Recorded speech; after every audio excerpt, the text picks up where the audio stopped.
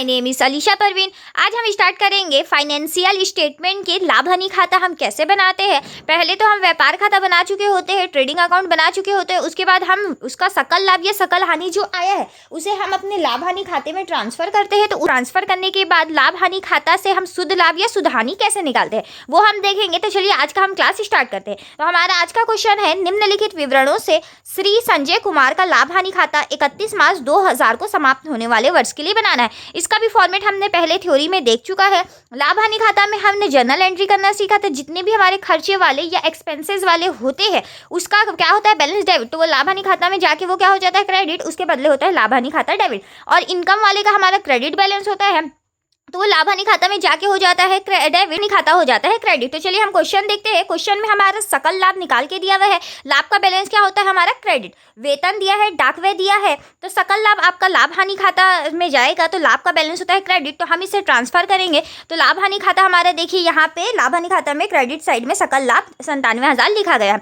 उसी प्रकार से वेतन का बैलेंस क्या होता है, डेबिट, क्योंकि वो खर्चा है लेकिन वो लाभ हानि खाता में ट्रांसफर होने के बाद लाभ हानि खाते के डेबिट साइड में आ जाएगा। और यहाँ पे आप देख सकते हैं, यहाँ पे हमने श्री संजय कुमार का लाभ हानि खाता लिखा है, ईयर लिख दिया है 31 मार्च 2000 को समाप्त होने वाले वर्ष के लिए। उसी प्रकार से आप देख सकते हैं इसमें हम डाक व्यय दिया हुआ है। डाक व्यय का भी आपका क्या बैलेंस होता है, डेबिट, क्योंकि वो खर्चा है लेकिन लाभ हानि खाता में जाके वो क्या हो जाएगा, क्रेडिट। लाभ हानि खाता हो जाएगा डेबिट। तो हम उसके डेबिट साइड में लिख देंगे प्राप्त किराया। तो प्राप्त किराया आपका क्या है, प्राप्त किराया आपका होता है इनकम। इनकम का बैलेंस क्या होता है आपका क्रेडिट, लेकिन वो लाभ हानि खाता में जाएगा तो वो होगा डेबिट और बदले में लाभ हानि खाता हो जाएगा आपका क्रेडिट। तो यहाँ पे आप देख सकते हैं, यहाँ पे हमने प्राप्त किराया को लाभ हानि के क्रेडिट साइड में लिखा है और डाक व्यय को हमने लिखा है लाभ हानि खाता के डेबिट साइड में। आई होप आपको समझ आ रहा होगा। तो चलिए इसी प्रकार से आगे बढ़ते हैं।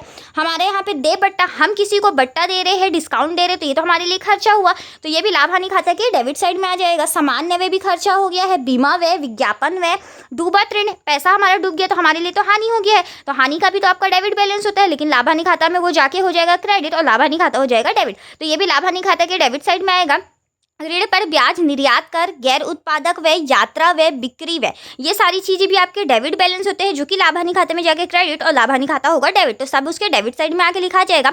लेकिन यहाँ पे देखिए प्राप्त कमीशन है, आपको कमीशन मिल रहा है तो ये आपके लिए इनकम है। तो इनकम का क्या बैलेंस होता है, क्रेडिट। लाभ हानि खाता में वो ट्रांसफर होगा तो क्या होगा, डेबिट, और लाभ हानि खाता हो जाएगा क्रेडिट। तो लाभ हानि खाते के हम क्रेडिट साइड में आके प्राप्त कमीशन को लिखेंगे। तो यहाँ पे आप देख सकते हैं प्राप्त कमीशन हमने लिख दिया। यहाँ पे आप देख सकते हैं डेबिट साइड में जितने खर्चे थे, दे बट्टा, सामान्य व्यय, बीमा व्यय, विज्ञापन व्यय, डूबा ऋण, ऋण पर ब्याज, निर्यात कर, गैर उत्पादक व्यय, यात्रा व्यय, बिक्री व्यय, ये सारी चीजें हमने लिख दी है। कुछ और हमारे एक्सपेंसेस थे जैसे कि हमारे थे कानूनी व्यय, तो ये हमने जितने भी खर्चे थे वो लिख दिए। अब यहाँ पे हमने जहाँ डेबिट और क्रेडिट में क्या आना था वो तो हम लिख चुके हैं।